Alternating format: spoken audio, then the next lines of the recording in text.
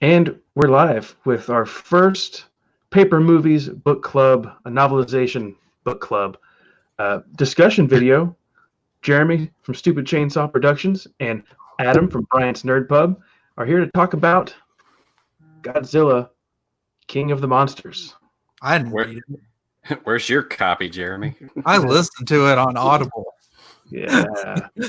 Well, hey, Cosby, that's good because you get to get a different, analysis of the book through different media. So yeah, I can do a review of the narrator.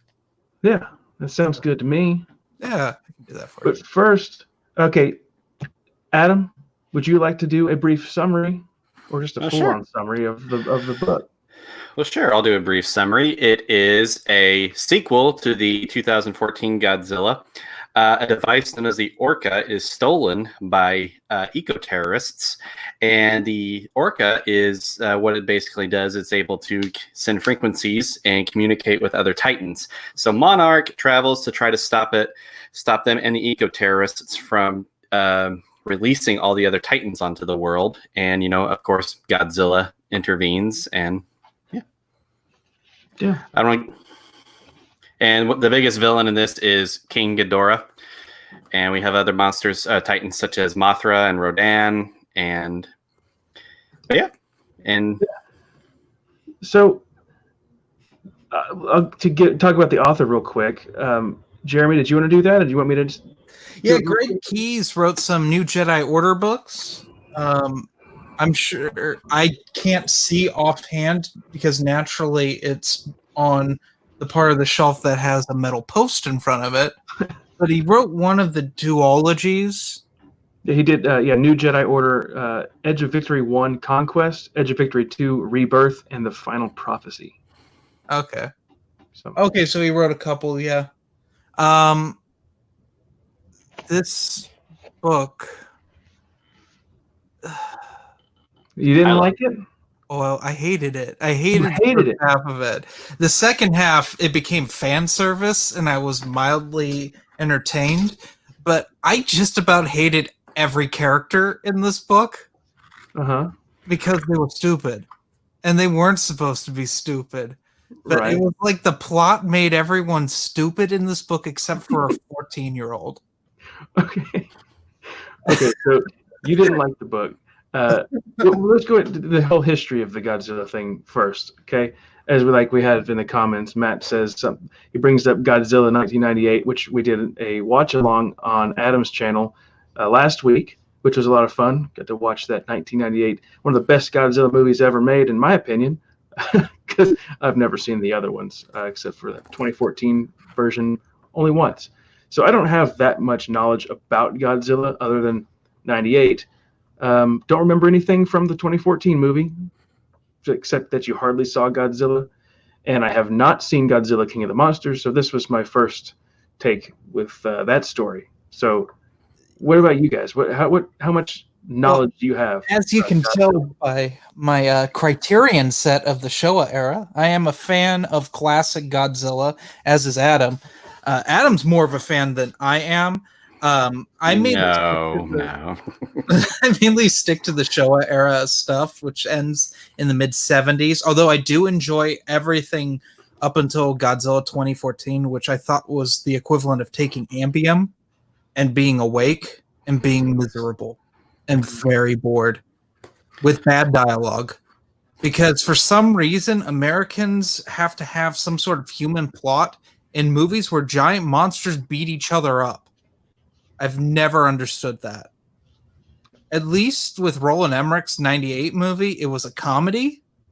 And every single character was comic relief, so it made it enjoyable to watch.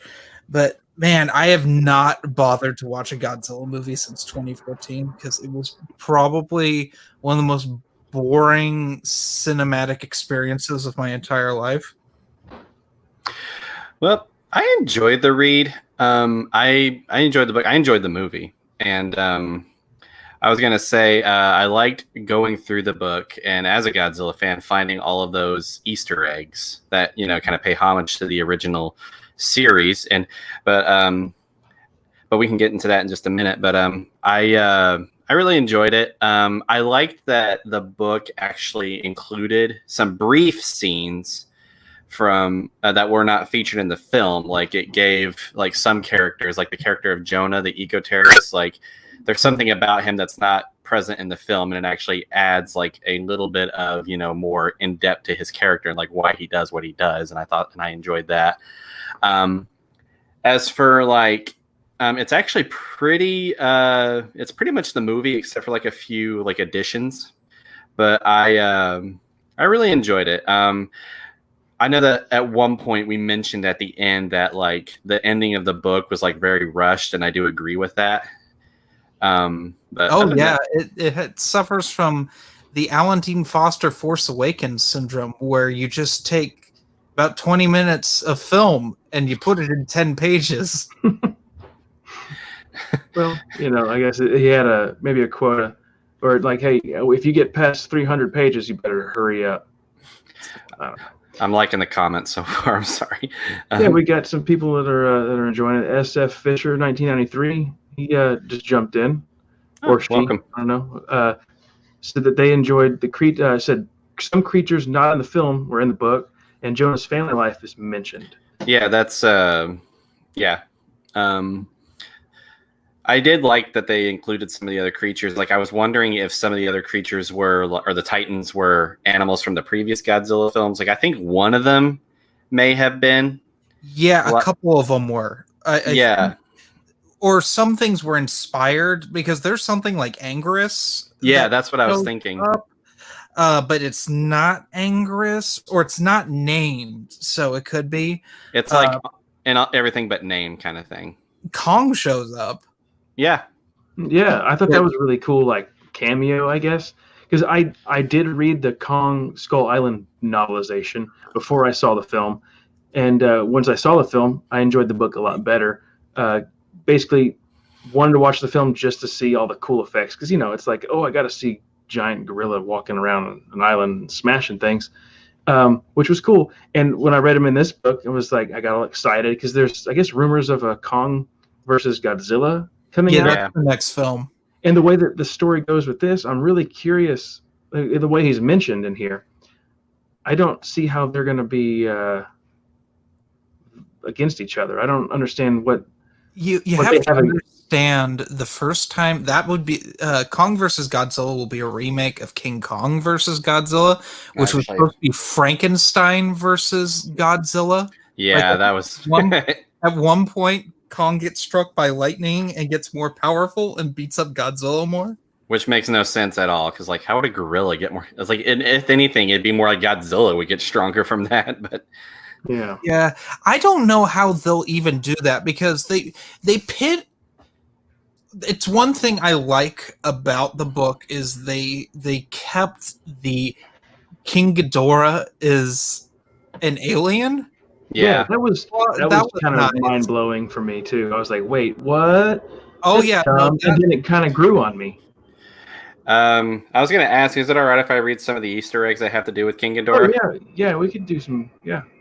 Well, I was going to say, okay.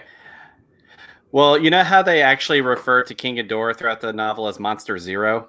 Mm-hmm. Yeah. Well, that's actually one of his original names from the early '60s movies. Yeah, like, his first appearance, he's referred to as Monster Zero. That's actually his first appearance. I'm not sorry, I don't mean to quote. He's gonna one up me.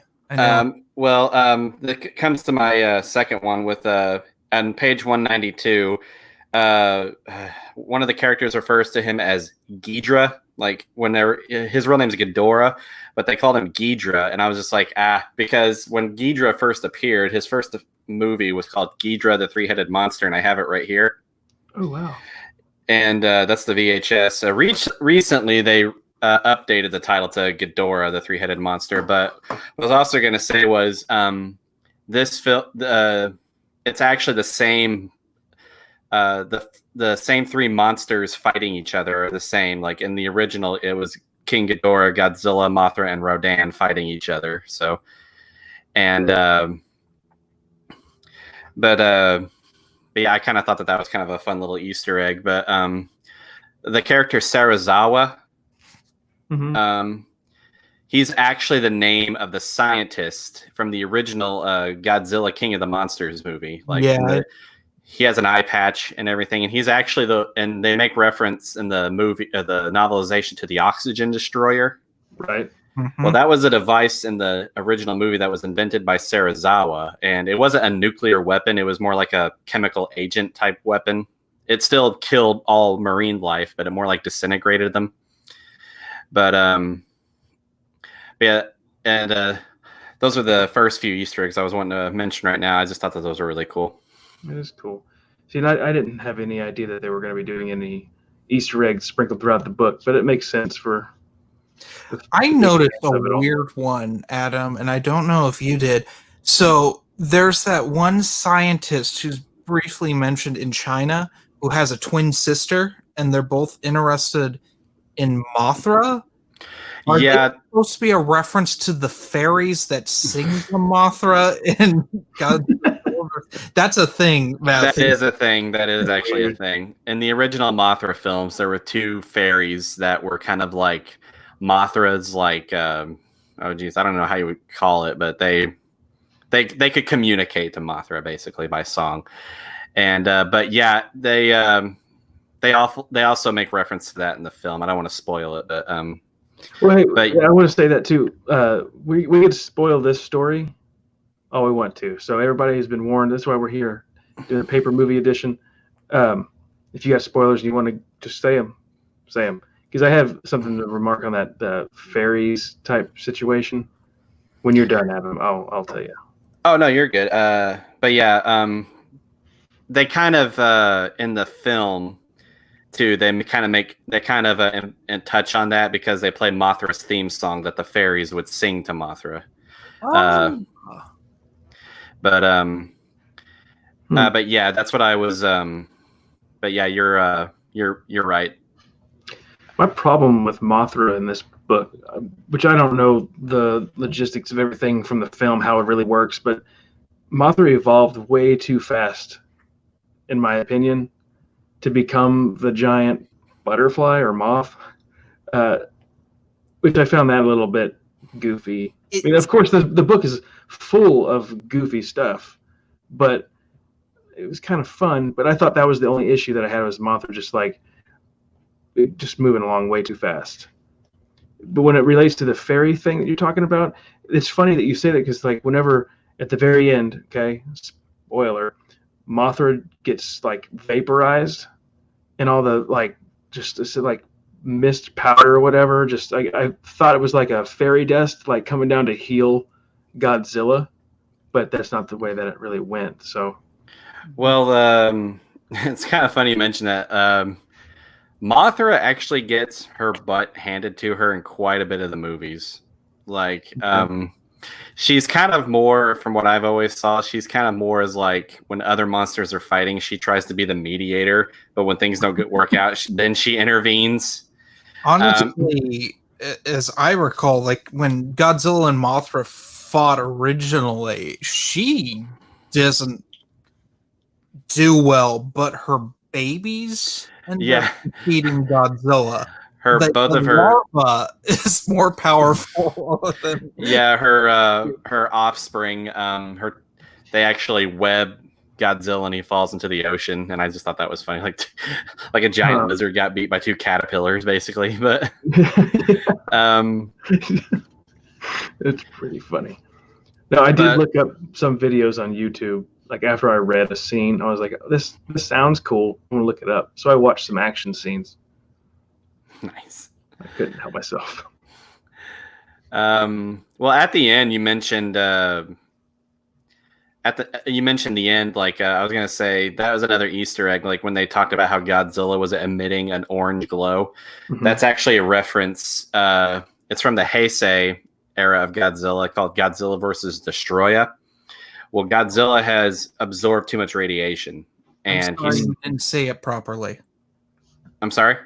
Because wasn't it Destoroyah, and like they scream it at the top of their lungs in the dub. Yeah, I figured someone was gonna say this. I was like, I'm calling it Destoroyah, but it's Destoroyah. It's Destroyer is what it is, but it was a creature that was created as a result of the oxygen destroyer. Oh, that's cool. But Godzilla at this point had consumed too much radiation, and he was starting to glow orange throughout the whole movie, and the whole kind of most of the plot revolves around them trying to contain, because he's about to explode, and a 300-foot lizard, exploding with that much nuclear energy would have destroyed the whole Earth. And it was like Japan's nuclear reactors. Oh wait, those did blow up. Yeah. Hashtag too soon. I remember that like shifted the Earth's axis slightly after that happened, right? The tsunami that happened after that. Yeah. It's crazy. Maybe it was just Godzilla down there in the hollow Earth rolling over. Yeah, that was a neat thing. That's another positive. I like just the explanation of that. Mm-hmm.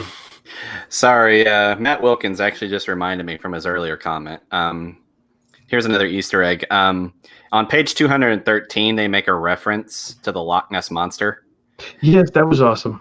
Yeah, this is the second time the Loch Ness Monster has actually appeared in the Godzilla franchise, because in the 1998 animated series that followed the movie, he's one of the villains that Godzilla fights, but I'm like, he's way too big. I'm like, I know that lake is big, but I'm like, they call him a mosasaur or something like that, and I watch it like, that's not a mosasaur.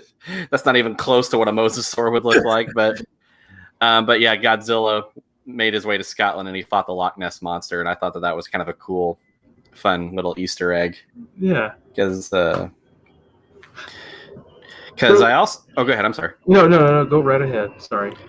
Well, I looked up some videos, and I think that they said that from the film that it shows like monarch outposts throughout the whole country or throughout the whole world. And I saw like on the map that it said that there was one in Scotland. So that's what I guess the implication is, that to keep an eye on Nessie. Right. Yeah, that's pretty cool. And there was that one, the Kraken that escapes that we never hear about again. Yeah. You think we're going to hear about that one in the next? What are you talking about? It's with all the other monsters that start bowing to Godzilla at the end. But where though? In the ocean? I don't know. I don't know any sense that they were all over there bowing to Godzilla. Period. I thought that was really tacky. I had to pull over because I couldn't stop laughing listening to the audiobook. Yeah, I didn't like that. You see, Rodan in the original movies, he was not that submissive. Yeah, that was another thing. I'm a big Rodan fan because he flies really fast, and all the models flip up and get thrown on the ground. He had that really powerful wingspan, and whenever he'd soar, this big shock wave would just wipe out that island, all the city down there. Mm-hmm. That was pretty crazy. Which I had something that I was going to mention about that. It made me kind of laugh a little bit. There was a fight scene with the jets flying, shooting rocket missiles at Rodan, and someone has to eject their seat, and they fly out and they get eaten by them. And I'm just thinking, like how big are these monsters? I mean, I imagine if they're knocking down skyscrapers, they're going to be huge. Their mouth, when it's open, is going to be bigger than like a garage door, clearly. So when they eat a person, they're not getting crunched down on. They're just like going down into the chest. They're just going down into the stomach and just like slowly dying by the stomach acid and just digesting alive. Well, they mentioned that Godzilla was around 350 feet tall, and and then they also said that Ghidorah's 500 something feet. I think 400. I think you could be right. But one thing that they did that I kind of appreciated, because they didn't really touch on this very much in the original Godzilla. You know how like at the end, after fighting the Mutos at the big original Godzilla, like they're all gathered around him. Like, well, I know that Godzilla in this one, like after I was going to get to this, but I'm gonna finish this point first. Like after they, after he was hit by the oxygen destroyer and he went down to his home or something to absorb the radiation, I was just like, I'm kind of glad that they're now touching on the fact like people should not get close to Godzilla, because I know he's a giant lizard, but he's emitting like high level radiation. Yeah. So much towards at the end that they're like, oh, he's gonna blow, basically. Yeah. The whole, so I guess Boston not only is like permanently destroyed, but it's now a nuclear wasteland. So you can't go there anymore. Yeah, like it's the second because it's like the book implies that San Francisco just never got rebuilt. Like it's just gone. Yeah. I had a what I was wanting to say was here's a topic discussion that I was kind of a little thrown off from, and this happens both in this novelization and the film. They knocked out Godzilla and revived him by the same means. I know it was different weapons, but they basically nuked him twice. And yeah, the first time, I know that the first one was supposed to like destroy oxygen into the water, but I'm like, it's just like, so you almost killed him by nuking him, and then you're gonna wake him up by nuking him like right to his face. Yeah, right. Yeah. I think it is pretty tacky. That's the thing that bothered me too. Is like Godzilla, king of the monsters, sure does get knocked out a lot, and he had to have the people help him basically at the end. He couldn't have done it without the people, so he's really not the king. He cheated. I will say, he almost would have, if they hadn't. I had a friend at work that was complaining about that part in the movie, but I mean, it happens in the novelization too. But he's just like, man, like, just like Godzilla would have killed King Ghidorah if, like, he had him in the water. He would have actually won if they hadn't freaking nuked him. But yeah. I mean, like, that's actually really true. He probably would have won, but it's kind of a loophole because I'm like, it would imply that King Ghidorah would have drowned, but I'm like, but wait, it's like if he would have drowned, then like how would the oxygen destroyer not have any effect on him? I mean, he was also because he's an alien, and he was also frozen in ice, so he had to have been underwater anyway at one point in time to be frozen in a giant block of ice. His head also grows back. Yeah, well, and apparently, I'm assuming his whole body's going to grow back from one head that they pulled out of the ocean. I was kind of thinking that, you see, he's lost his heads before in the old movies, but they always kind of like, and one of the older, like this poster behind me, in that film, he loses one head to Godzilla, but then the humans actually create like a mecha head. Yeah, he has a robot head. And they kind of control him. And I was wondering if that was what they were going for, is like maybe trying to find a way to create their own Mecha Godzilla or Mecha King Ghidorah. Yeah, it'd be cool to see Mecha Godzilla. He's my fave. He looks like a Megazord. It would be weird. So what with the characters? You guys want to talk about characters for a bit? You mean how awful they are? Well, the one that really irritated me the most in the beginning was Mark. Is that the dad? That's the dad. Maddie is the daughter. Now I wrote some notes down, so I'm gonna kind of glance over and see what they say. But I thought Mark, he's the father of Maddie. He was out studying wolves in Colorado before all this crap went down, and he's definitely pretty far left-wing dude, I guess, because he pulls out a 45. Well, he's not too left-wing, but he pulls out a 45 when this wolf is like staring him down. And then he's like, oh, he knows that I'm pointing a weapon at him. So he holsters his 45. And he lowers and kind of bows down to the wolf in submission. I thought that was really tacky. Yeah, it wasn't. He's not as bad as his ex-wife, who may be the dumbest character I've ever read in a book. Right. I don't remember her name. I don't remember anyone's name except for Serizawa, and I think that was because he was in the the 2014 Godzilla movie. Let them fight. Yeah, he was that guy. Let them fight. Yeah. Yeah. Or as I like to call him, the guy from Last Samurai. He also played Ra's al Ghul, the fake one in Batman Begins. But actually, when Christopher Nolan decided that Ra's al Ghul should be called Ra's al Ghul. Yeah. But I was gonna say honestly, I think Serizawa was my favorite, but I'm kind of like, it's kind of hard because I kind of want to agree with him, but at the same time, like, yeah, but these monsters are kind of destroying everything, and I mean, yeah, there's some weird stuff that went on with all of it, like the mark with the weapons, Every member of Monarch is the reverse of what they should be. They are all dumbasses. Yeah. I'm sorry, there's no other word for it. They are some of the dumbest scientists and military people possibly ever. You're taking orders from a civilian the entire time. Yeah. Which was goofy. Like, who does that? Also, why does the ex-wife think that letting monsters out will cause the natural order of things to correct? That makes absolutely no sense. Eco-terrorists would do that because they're crazy people and they're eco-terrorists. They kind of touch on some. I'm not going to spoil it for you if you're planning on watching it, but let's just say that at the end of the movie that is addressed in a way, but that's all I'm going to say. But that's not in the book. No. That's weird. Yeah, that is very in a book.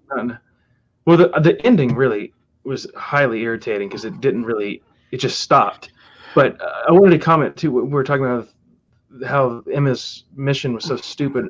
Yeah, I put Emma's speech that she gives to Mark, like she calls him like through video. It was really tacky. And then like this montage of stuff starts to play, like you get life growing. And the image that I had in my mind was that stupid thing from The Last Jedi when it's like talking about the Force and it goes into the shadow and you see the plants growing. And I think it mentioned that, like, oh, it goes into plants growing and things dying. So you're saying this was written by Rian Johnson? Probably. No, but I just thought it was so stupid. And yeah, she makes this Orca device to reset the natural order. It's like you're using technology to reset the natural order when it's like, hey, people have already. What are you resetting? It was stupid. I mean, Michael Crichton already wrote 2 books about this. They're called Jurassic Park and the Lost World. It didn't end well for them. Well, I was going to say on that, Emma reminds me of a character that's from a Jurassic Park video game who wants to try to release dinosaurs from the island, and she gets eaten by one of them, which is hilarious. Funny irony, I guess, but yeah. But it's just those things like people are so bad they want to kill each other. So what's the answer? To unleash monsters to kill everybody. Yeah, that whole sequence reminded me of the scene, and I have to spoil a really terrible film here called Jurassic World: Fallen Kingdom.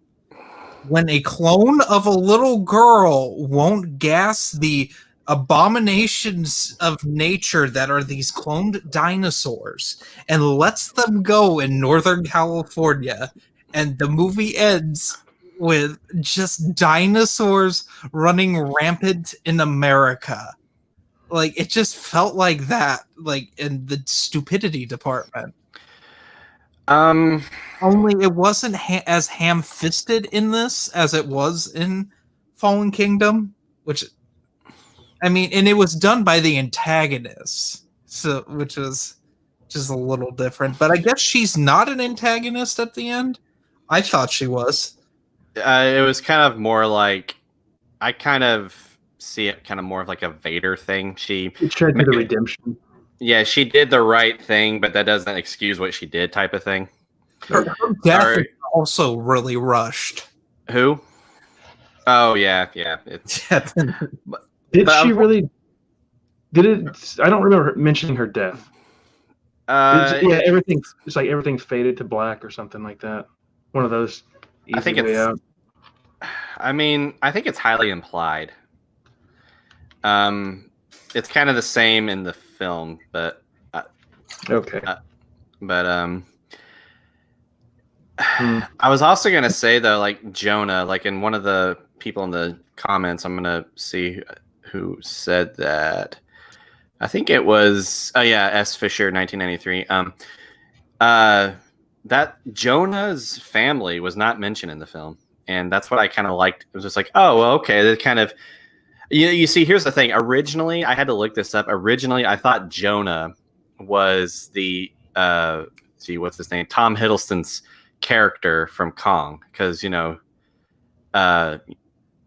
talked like he said that he was in the British Special Forces, and so was Tom Hiddleston's character. But then I looked up like, oh, their names are different. Then it's not him. And he has but I like that I like that they at least tried to explain why he is, because he's upset with humanity because he talked about how his daughter was kidnapped on the way to school and murdered. And I mean, it was, I guess it was added, my opinion, it was added just to kind of give him more reason, because otherwise in the film he's just doing it because he's like, I'm evil, I want to do things, but yeah, to make him more human, give him his cause to.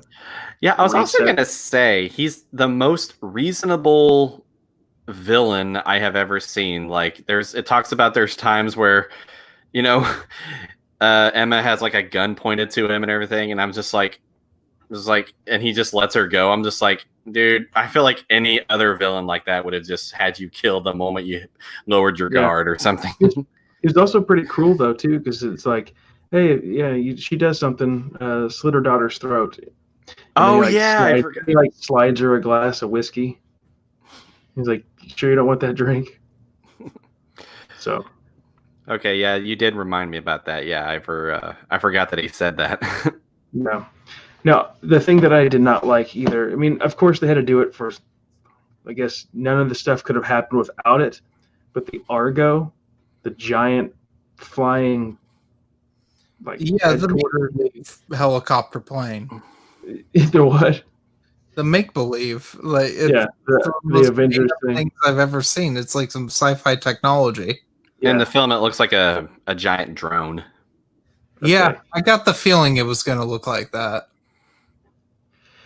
Goofy. I mean, they had like other airplanes inside of it and stuff. Those Ospreys, which they were obsessed with those. The helicopters that turn into airplanes. Mm-hmm. Like, there were so many of them in this book. It's like the only thing that was around, I guess. It was like they wanted to have their big Star Wars like plane battle. Yeah. I think it was towards the end. There's a mention of like, and then they ran to the Osprey or something, and it was like, wait, where did that come from?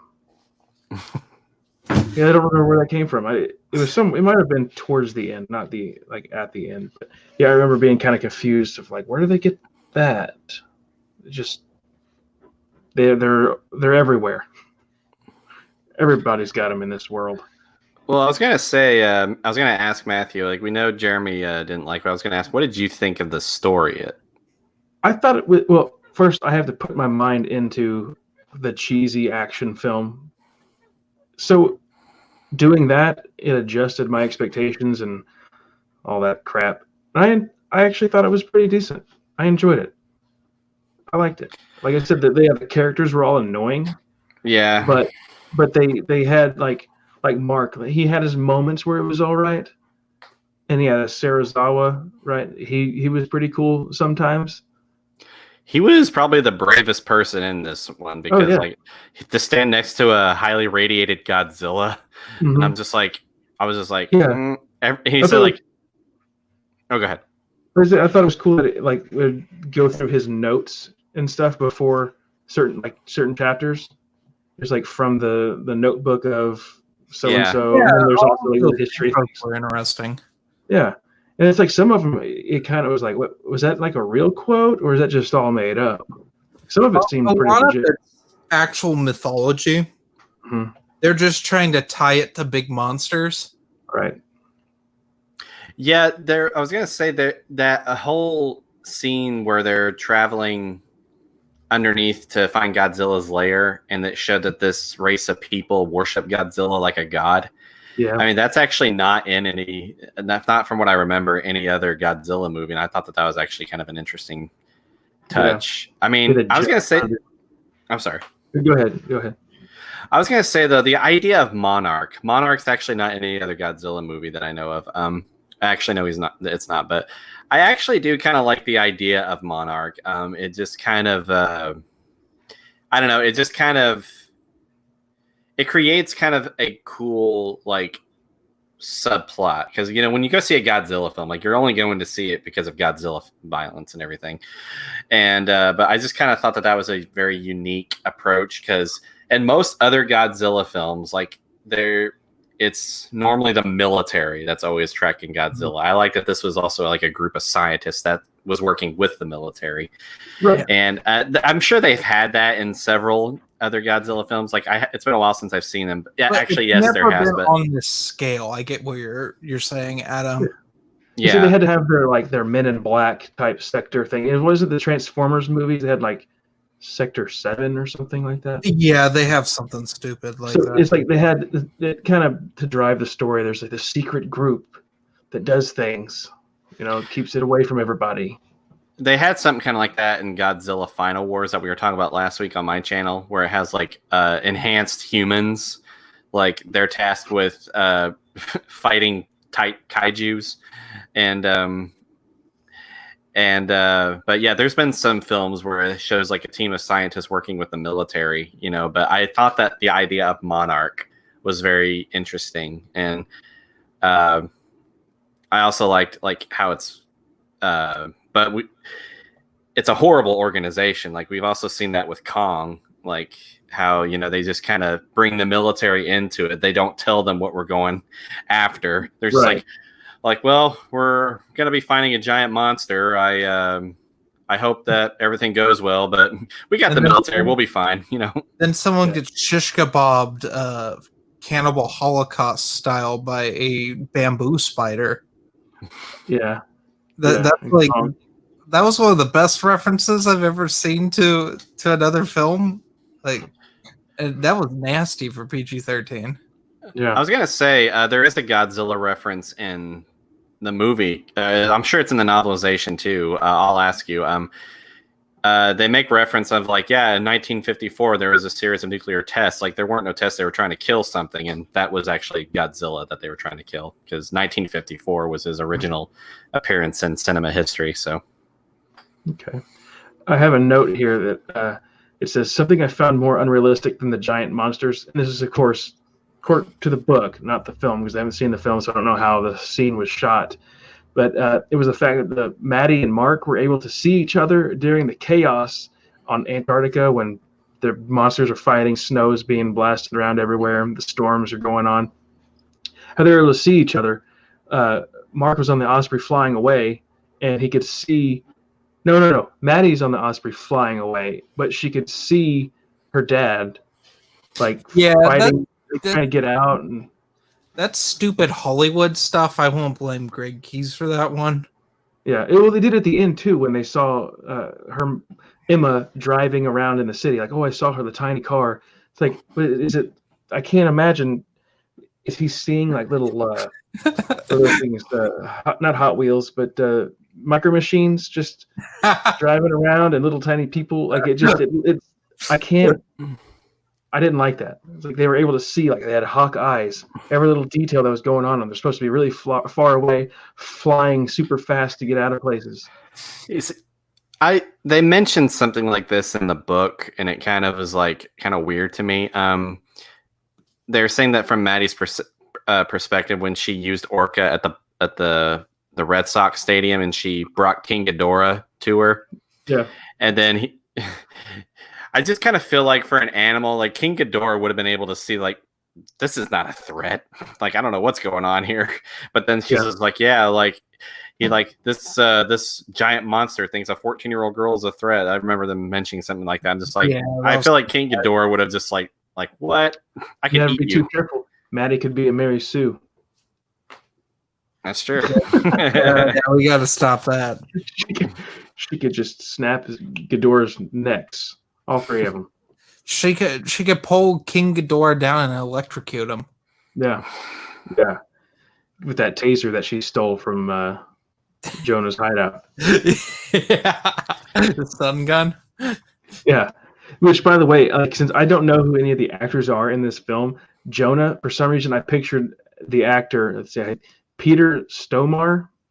Have you guys seen The Big Lebowski? Yeah. He's the nihilist in Big Lebowski. Yeah, That's who I imagined was Jonah for some reason. I think he's been in a couple. I think he might have been in Lost World. He was the guy that got eaten by the little tiny dinosaurs. Yes. Yeah, I imagined him as Jonah for some reason. It was like the only actor that popped in my head for any of these characters.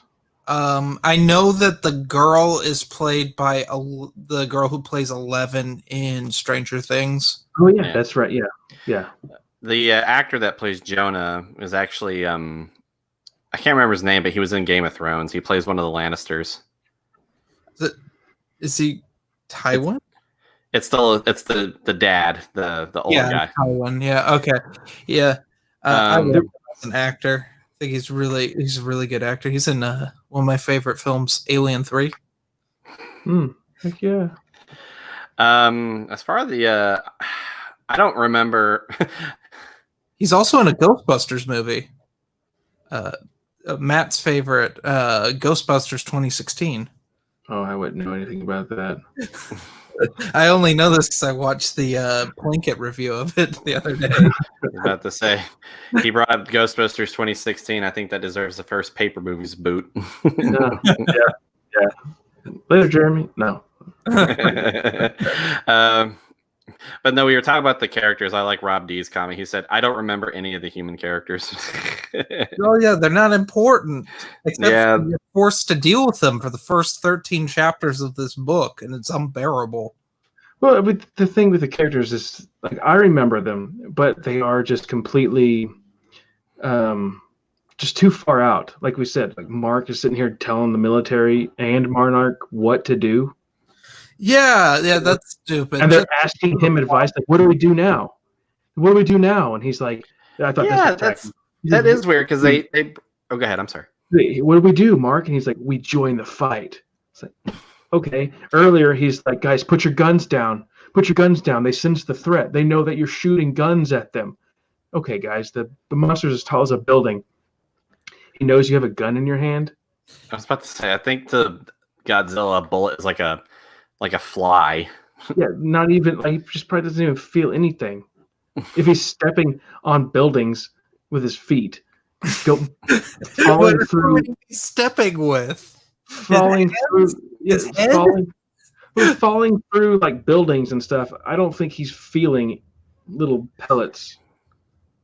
Might tickle for all I know, but it doesn't work. And it's the gun. I think that might be the gun in Hollywood. Well, guys, don't use the guns. They're not going to work, but they wouldn't. But whatever. I don't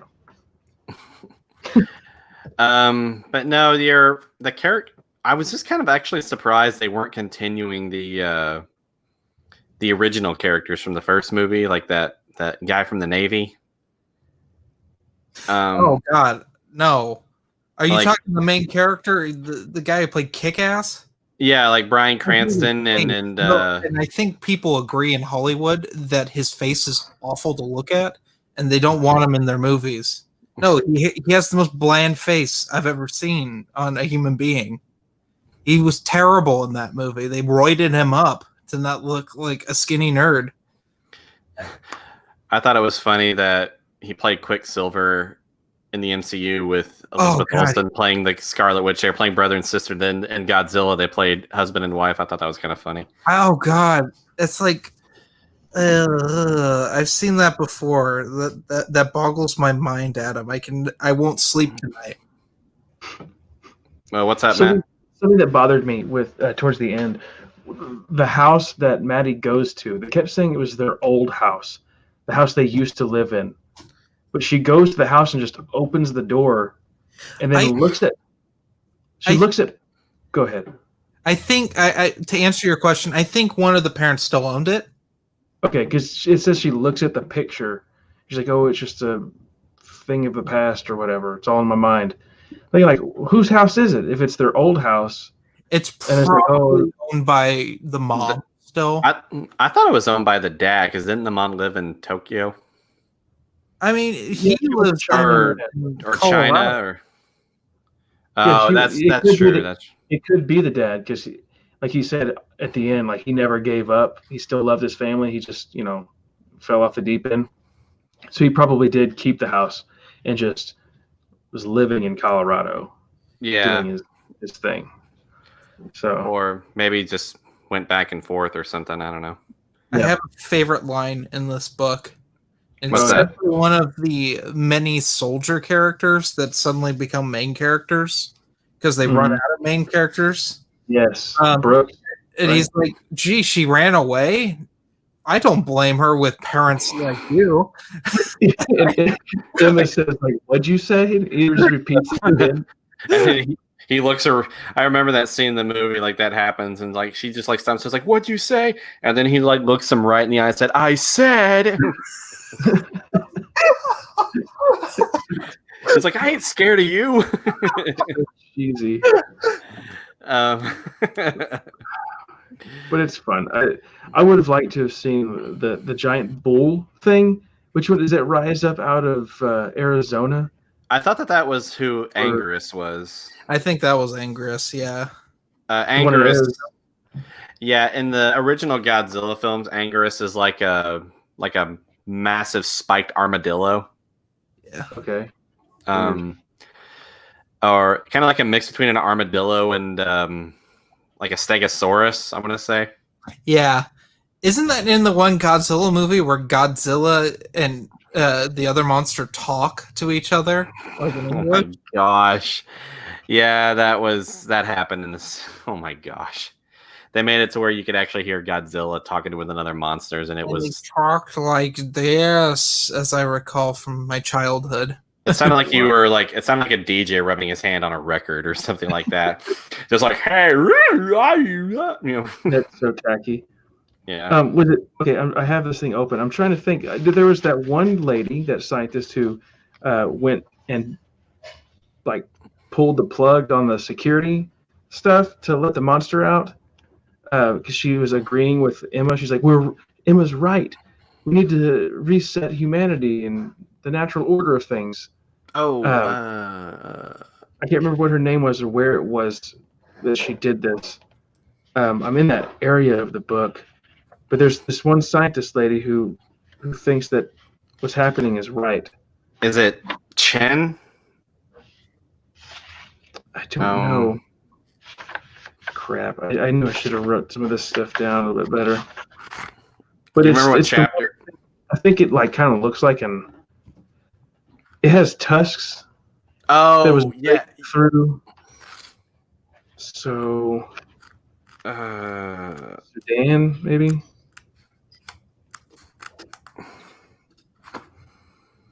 I can't remember either.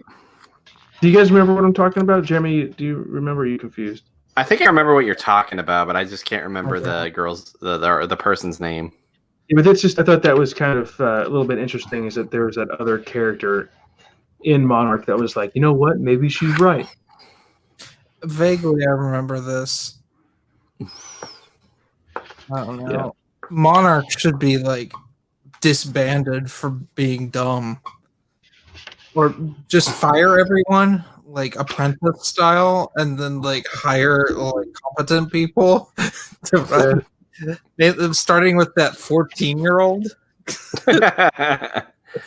She'd do a better job than. I was gonna say it was kind of surprising that the kid was actually probably more grounded and smarter than most of the adults.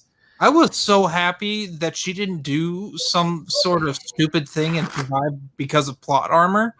Like everything she does makes sense. It's no Lost World gymnastics kick the velociraptor scene. Like I didn't witness that, which I was very thankful.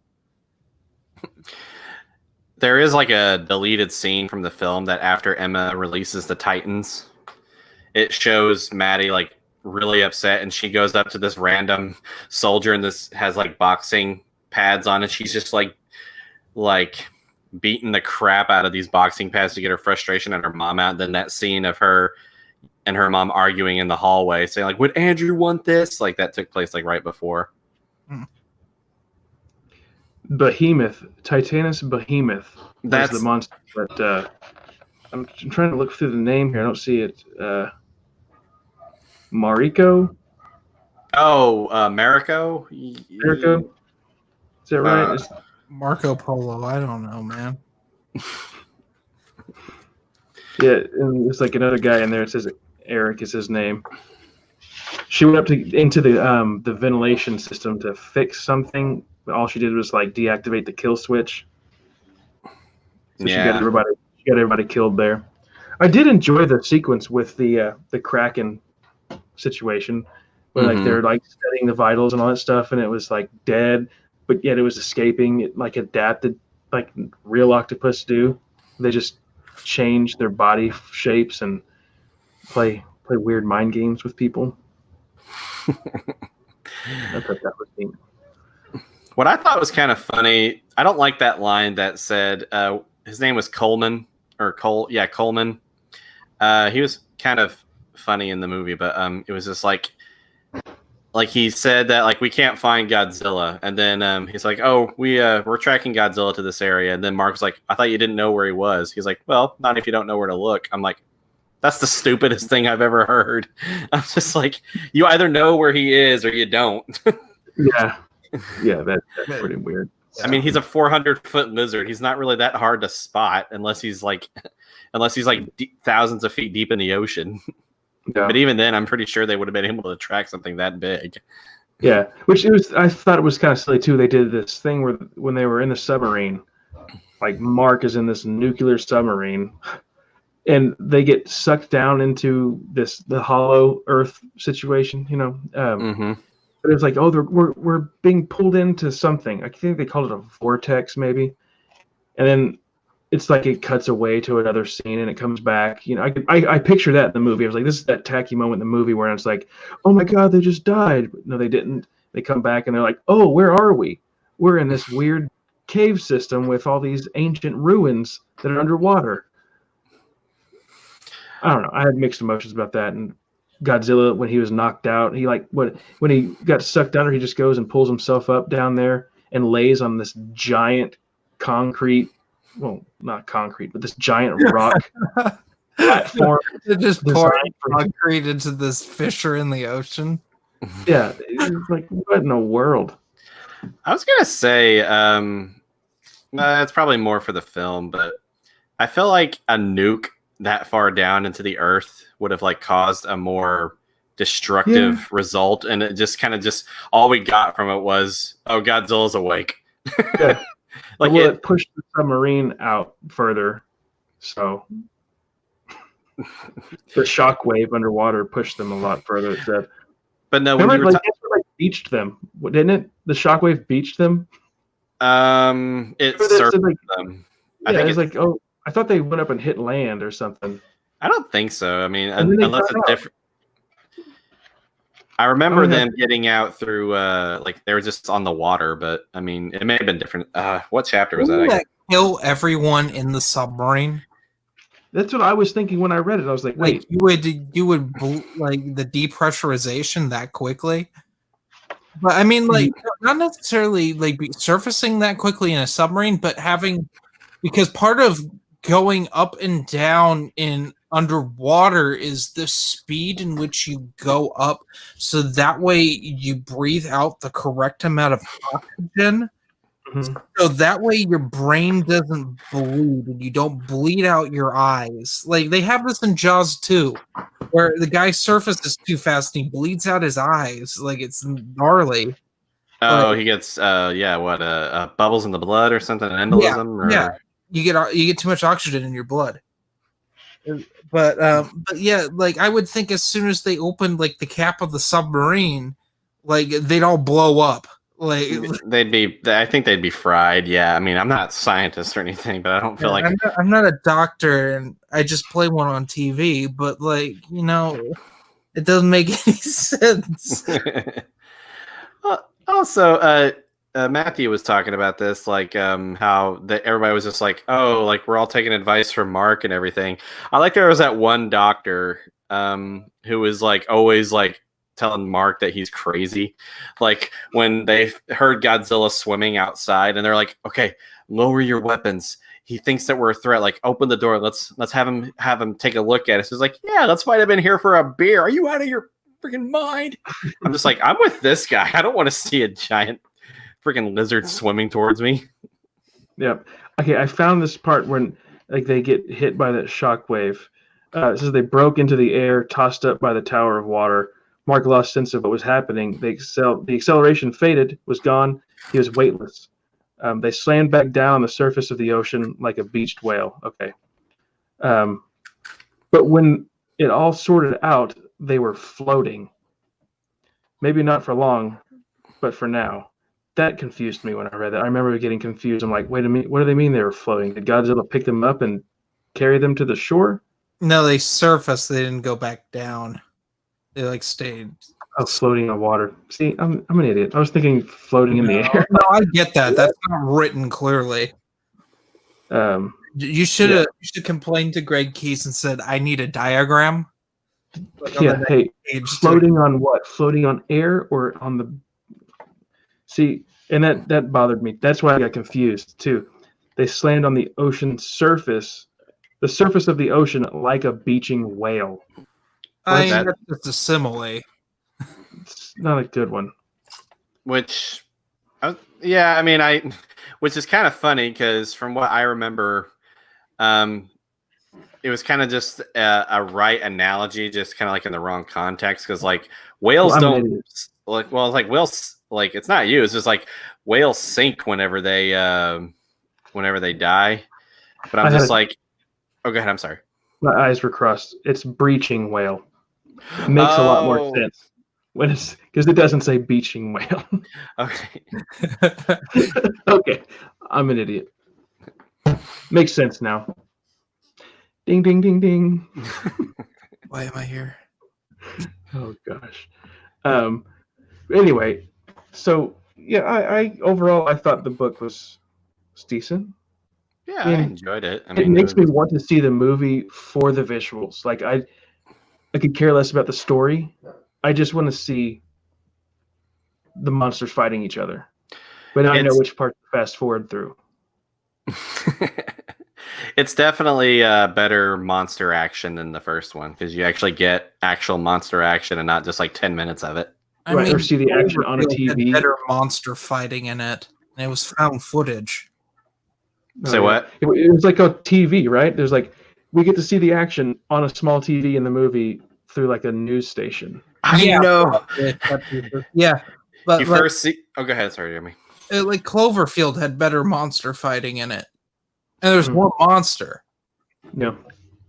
Well, it's also like you first get Godzilla on screen, and he does that very epic roar, and like in the theaters, that was awesome. And then they're like, he roars like, "Oh, let's take you now live to a random small TV, or you can watch all of this." I'm like, I wanted to see them fight. Yeah, that was horse something that I won't say on her. But no, so there's that. Oh. I'm sorry, you were talking first. Oh no, it's good. I was just gonna say no. It's definitely more satisfying monster fighting action.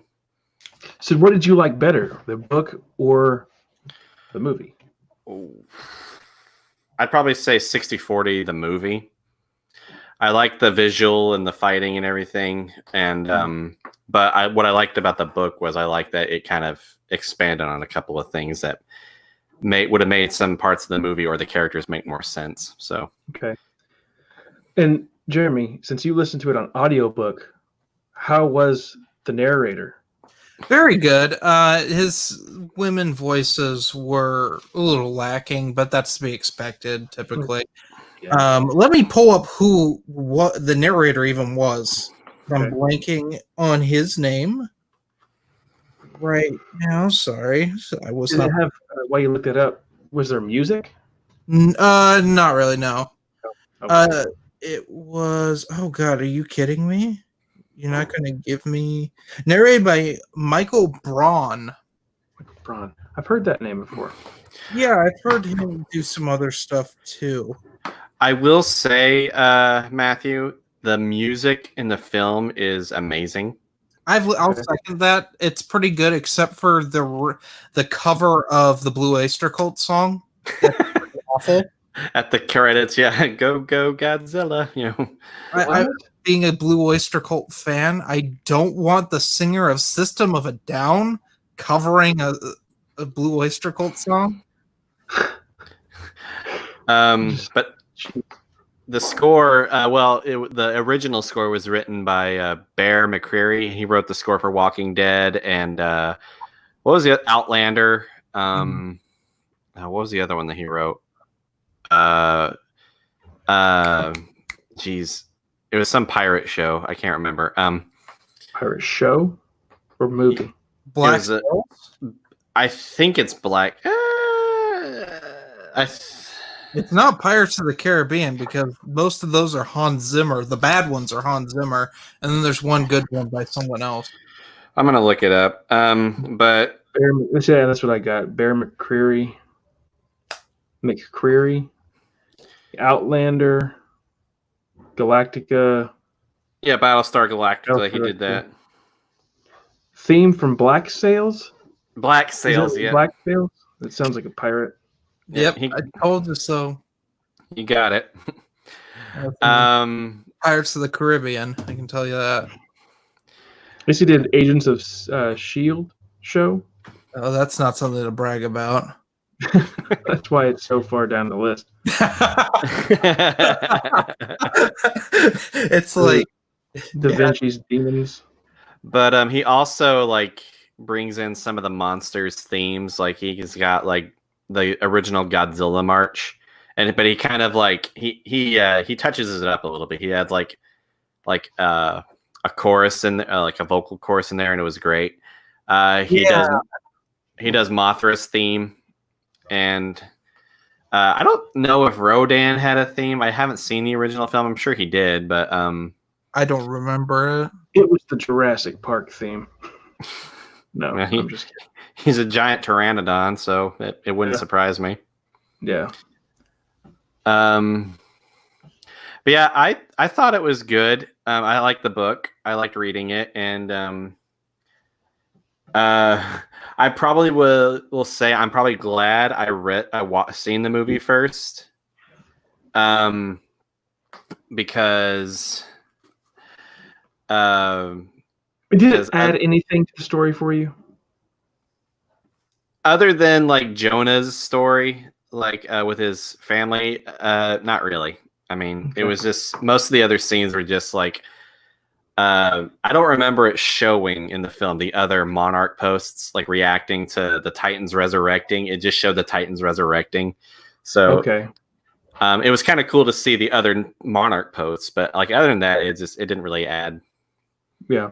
See, I enjoyed those parts of the book too, like when it would go to the different posts and it's like, oh, the beast is waking up and getting the different reactions from the different scientists and all that stuff. I thought that was pretty neat. Mm-hmm.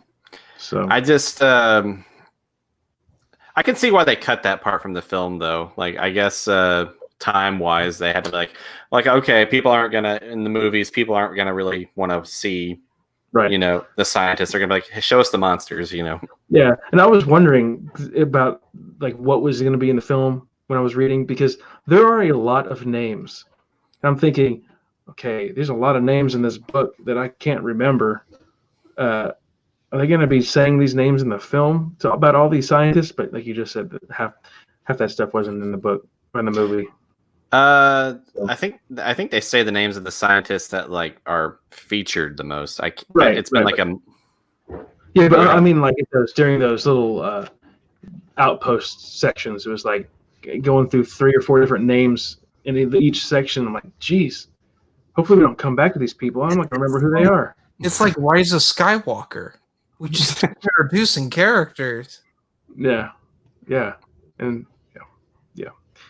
But I'm glad I read it. I wish I would have read the Godzilla 2014 novelization first to get like a refresher, because like I said, I saw the film one time, and I didn't even get to see it in theater. I saw it when it came out and went to the Redbox and rented it. So it's kind of like you could read the 2014 Godzilla as like a flashback. Yeah, nice. That's a good idea. Yeah. Now, didn't you say there was a prequel to this? Oh, yeah. It's a comic book. I didn't get a chance to read it yet. But there's also one comic, I think, where they showed, like, because in the book, I remember them saying that Godzilla's spines on his back were shaped differently. And I think that in one of the comic books, it shows that he gets into a fight with another monster. I think it was another Muto. Well, they referenced that in the book. I'm sorry? Yeah. Comic in the book and his spine being broken. And they kind of and those spines on his back, though, are like more of the classic style of Godzilla. Like, because in the 2014 one, they were just kind of like disfigured triangles, but in this one, it's actually like, the original Godzilla one is like more like these, where they're more like pointy, I guess. Yeah. See, it's these little movies that do this blue color. I don't know what it's like, nostalgic for me, like the glowing blue, because it was like that in Independence Day did that blue shiny color. Didn't Aliens 2 do that too? And their like toy campaign just have a lot of Aliens logo is blue. That's true.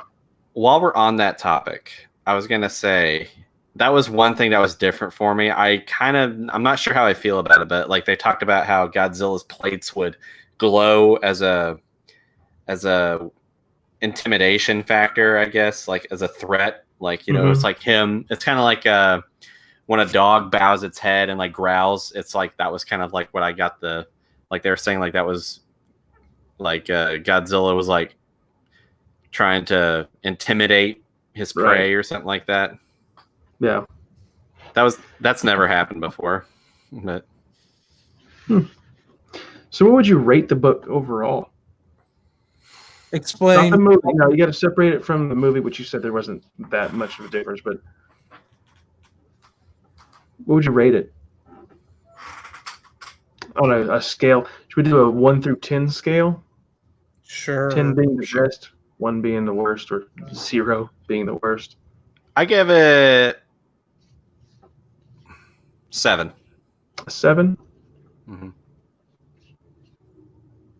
What about you? Jeremy, you got a number? 4. 4. Okay. I was gonna give it a 3, but it's not quite that bad. Yeah. Okay. So I was actually gonna give it about a 7 as well. So it's a very interesting read. I enjoyed it, but it's just like those. I mean, like there's just like those moments that are just like, wait, what? Right. And that's like I said, I've learned to lower expectations when I read things now, and I get that mindset of knowing, like, okay, this is a cheesy action film. Writers of these things, I know how their thought process is going now. I could just lower my standards, and see how it goes. I got a fun question for you guys. Yeah. Who do you think is going to win, Godzilla or Kong? Stalemate. Yeah, it's going to be something that comes in, and they're going to turn together against the new villain. That's my opinion. Ghidorah's going to come back. Maybe, like you said, a mecha Ghidorah. It would be awesome if Jet Jagger came in. Oh my gosh. My fave. Literally, Matthew, there's a character called Jet Jagger or Jaguar. I can't remember, but he's like a robot that's like human size, and then he like has this ability, grows into Godzilla size. He was designed by a kindergartner in Tokyo. They had a competition to see who would team up with Godzilla in Godzilla versus Megalodon, which also has the infamous international poster of Megalodon and Godzilla fighting on the World Trade Center, because the remake of King Kong had come out around that time, and King Kong climbed up the World Trade Center in that. Oh, he's pulling it. pulling it out. And let's not forget, also in that film was like one of the worst Godzilla films ever, but it's very amusing to watch because there's this one fight move where oh god, yeah, that's right, that's in there. Jaguar is holding one of the monsters, and Godzilla here's the other monster, here's Godzilla. He just takes a few steps back and he just jumps and he's sliding on his tail like this. He goes. Hang on, I think there's a picture of it in this Criterion release. And like he does it twice, and I'm just like, and we're just watching like, how the heck is that even? It's, I mean, seriously, like after this, look it up because he just goes, you know. Wow. That's funny. No, it doesn't. Instead, it has was it Invasion of the Astro Monsters? Look at this. Remember Godzilla's dance moves? God, I love the 60s. Oh wow! Yeah, Godzilla beats King Ghidorah on another planet. Godzilla's like, yay! The funny thing is, Matthew, they didn't change out the Godzilla costume for the whole Showa era, and you can see it's falling apart. That's sad.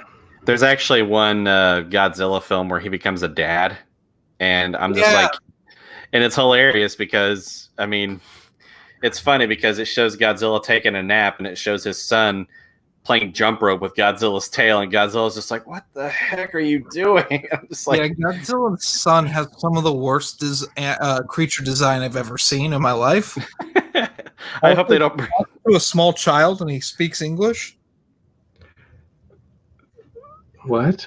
Yeah, oh my gosh. Godzilla's Revenge. Godzilla's Revenge is what happens when Toho drops acid. Because doesn't that weird fish mask scene is in that movie? That's Godzilla versus Hedorah. Oh, okay. That's like a fever dream right there. That's where Godzilla goes like eco-friendly. And he gets all Emma on everybody. Pretty much. But in a better way. That's what King of the Monsters was referencing. Oh, actually, that's a fun Easter egg. In Godzilla vs. Hedorah, like after man creates this giant toxic pollution monster, and Godzilla finally destroys it, Godzilla actually stares at the humans like this, like, really? And then Godzilla does that in the movie this film. Like after he wakes up, Godzilla's just like, just staring. Yeah, and they're all just like, "Hey, sorry, we nuked you. Sorry, we tried to kill you." Yeah, that's funny. I like Rob D's comment about Godzilla versus Kong. It said, "It's Matthew Broderick. He comes to interrupt." Comes to interrupt Godzilla and Kong, and they'll team up to kill. That'd be funny. But who would you want to win that fight? I don't think you asked that question. Who would you want to win the fight? Godzilla. It makes more sense. Well, here's the thing. Apparently, there's this rumor that in the original King Kong versus Godzilla film, that there's two endings, and I don't think there is. I highly doubt it. I don't think Toho had the money to do that. Because the two endings were one of them winning, but I'm like, there would be a cool thing to do. Now, do half the theaters, you don't know which copy you're gonna see. You can get either the one with Godzilla winning or the one with Kong winning. It's like a 60s version of Release the Snyder Cut. Yeah. Yes. At least the Kong cut. But I wanted to say Kong cut. Do you care about spoilers for the old film, Matthew, or are you planning on watching it? I do not care. Okay. Well, and the end of it, it's not neither of them kind of win. It's just kind of implied that Kong may have won, because what they both did is they're on top of this cliff and they're crushing this building. They both fall off the cliff into the water. Mm-hmm. But only Kong resurfaces and he's swimming away. And they're making it sound like, hey, Kong won. I'm like, I don't know about that, because Godzilla breathes underwater. he probably got away from Godzilla, and Godzilla's just like, I kind of feel like if Godzilla kept him down there for like 2 more minutes, he would have won. Yeah, maybe he just went back to his little altar down there in the Hollow Earth. Well, yeah, in that film, Godzilla was freed from an iceberg. Hey, there's another Easter egg. King Ghidorah was freed from an iceberg in King of the Monsters, and Godzilla was freed from an iceberg in that one. So yeah, could be it. I just kind of wonder too. Like I was confused on how they were viewing certain things, like Ghidorah being trapped in this giant ice block. What were they seeing? Like was the whole body exposed in this clear wall of ice? You ever see the documentary Raising the Mammoth? Nope. Well, someone found a woolly mammoth, like I remember that. in ice.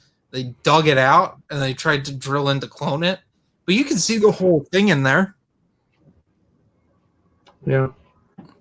The way I picture it's kind of like what it's like to look at someone that Mr. Freeze may have frozen.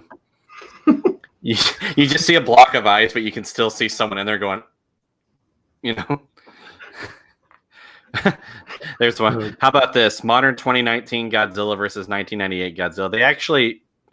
They did something like that, one of the Godzilla films, but I'm like, if it was this new Godzilla, the 98 Godzilla would have been roasted. Yeah, would the 98 Godzilla even be the size of this Godzilla's foot? It'd probably be like, he'd probably Waist like his high? head, like waist high. Yeah, this Godzilla, it's so weird to get used to, but they just roided this Godzilla up. He's gigantic. And then they roided Kong up too. These how it is. It's kind of comical. Neck. He's like the no neck. Yeah, and I remember in Godzilla 2014, his feet were like this big. Like there's one scene where you can see it's just like his feet, or like his toes are actually pointing down like this. It's like, I'm just like, I think I'm actually looking at one of the other Godzillas that I have, and it's the new one, and they actually corrected his feet. I'm like, thank you. That looked weird. Probably because they couldn't actually stand it up. Yeah. The way feet were, it just wasn't sized properly. But yeah, as for the book, I recommend it. I mean, if you if you're curious about it and you kind of want to read about the other scientists, like it's very brief, but I recommend it still. I think people would enjoy it. I mean, it even has the 65-year anniversary of Godzilla on the back there, 1954 to 2019. That's cool. I kind of thought it was kind of cool that the original movie, the first one was named Godzilla, and the sequel was called Godzilla King of the Monsters because originally the Japanese released Godzilla in the 50s, and it was called Godzilla or Gojira. And then the American version was Godzilla King of the Monsters. So the one where they added Raymond Burr in, so there would be an American. That was kind of funny because they added some of the scenes from the original film into the American version, and they just kind of like shot some characters from behind or like had their face obscured, so that way it's like they're interacting with Raymond Burr.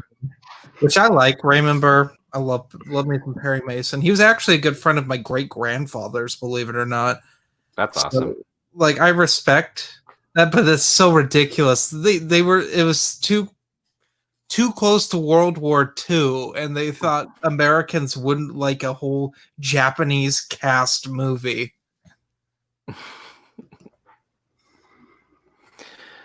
Well, I liked it. I don't know that like I said, I don't know when I'll watch the movie, but I do want to see the visuals. Just don't know when I'm going to go out of my way to get a copy of the film. I won't buy it. I'll rent it maybe. It's on Redbox now. I saw it there. Okay, so if I find it there, I'll rent it. And again, I can meet up with you later. I mean, I have a copy you can borrow if you don't want to spend it. Nice. Must be real nice. I could, if you'd pay me postage, I can probably mail it to you. But I'm good. It's fine. I mean, I was gonna say, like, if you lived close to us, I would have given you a copy too. I mean, You're fine. no. I just wanted to give you crap. Go ahead. I would only recommend this to extreme Godzilla fans because this book, for the first half of it's just tedious, and the second half is just a fan service. Yeah. Okay. I would agree with that. Like, if it's like a severe, like a diehard Godzilla fan, I think that they would enjoy it. But no, yeah, I would agree with that. But I still would recommend it to everybody. But I think real Godzilla or like true Godzilla fans would probably appreciate it more, I guess is the term I would say. I think, don't more hardcore Godzilla fans appreciate this news thing a lot better than they did the 1998 version? Yeah, but I'd never understood why. Because that 2014 one is hot garbage. It's not about story anymore. It's about special effects. Well, they barely have the special effects. The movie's the most boring thing I've ever seen. It's an Ambien commercial. I've gotten more out of watching Lunesta commercials. I don't even know what that is. It's a sleep aid. Oh, okay. I did see one Godzilla commercial where he's where it shows him destroying Tokyo. I'm like, hey, Godzilla, calm down. Here, have a Snickers. And then we see Godzilla like water skiing, and he's like, That's funny. That's really funny. I want to say before we wrap this all up, I didn't mean to ignore anybody in the comment section. I really tried to focus on the topic at hand. Didn't want to get distracted. So you guys you're not ignored. I'm going to go back and read some of these comments later on. But we wanted to stay on topic and really have a good discussion about what we read. It was a lot of fun. I enjoyed this. I think that's going to wrap it up for the first Paper Movies Novelization Book Club discussion. So thanks for watching us on the first video, guys. Yeah, thanks so much. And thank you. Yeah. Next book we're going to talk about, we don't know whose channel it's going to appear on. It'll be another thing at the end of the month. I'm not sure exactly how it'll work in June, because I think I'm trying to bring up my calendar real quick. We'll figure this out and we'll let everybody know too later on. But we mentioning the book?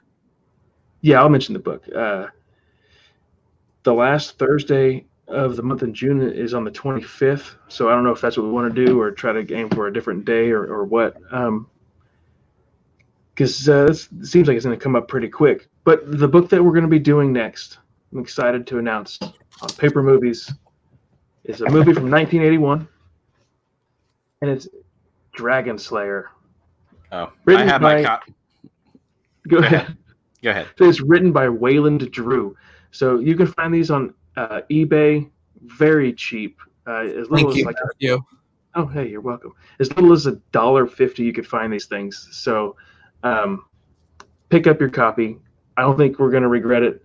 If you haven't seen the movie, which I don't think a lot of you guys have, you've heard me talk about the movie a lot. Mm-hmm. So now we're going to read the book. It's got pictures in it. So, and I just wanted to say thank you to Matthew. Matthew, I actually met up with him at the bookstore the other day, and he gave me a copy of one of his Dragon Slayer books, and I do have it. I was just like, oh, I probably should have brought it in here. But I don't know if you guys saw it. I don't know if you posted the picture yet on Instagram, did you? Oh, no, I didn't. Oh, yeah. Here, I'll bring it up. I thought it was kind of funny. I also need to thank Matthew because he mailed me this the other day. So it was meant to be. Yeah. So it's going to be nice and convenient and easy for us to just go ahead and get started on it. But it's only a 218-page book. And if you're reading the hardcover, practicing social distancing there. Social distancing at its best there at the bookstore. That's such a good time. And for those of you reading the hardcover copy, it's 183 pages. Nice. Yeah, and like I said, both the hardcover and the paperback easily accessible on eBay. I'm sure it's many other places online as well. So I will say, Matthew actually recommended I watch the film because I'd never seen it, and I was like, okay, I'll check it out. I was typing it in on my Roku. I'm like, is there anywhere that's streaming it? I found a streaming app on my Roku that's streaming it for free, and I'm just like, whoa, meant to be. I remember sending him a picture of like, hey, guess what I'm watching? And he just like, in the message, he's like, yes. yeah, that was good. But yeah, everybody, thanks for joining. I guess we'll talk at you later. Yeah. See ya. So Thank you, guys. Paper movies. Paper movies. Bye.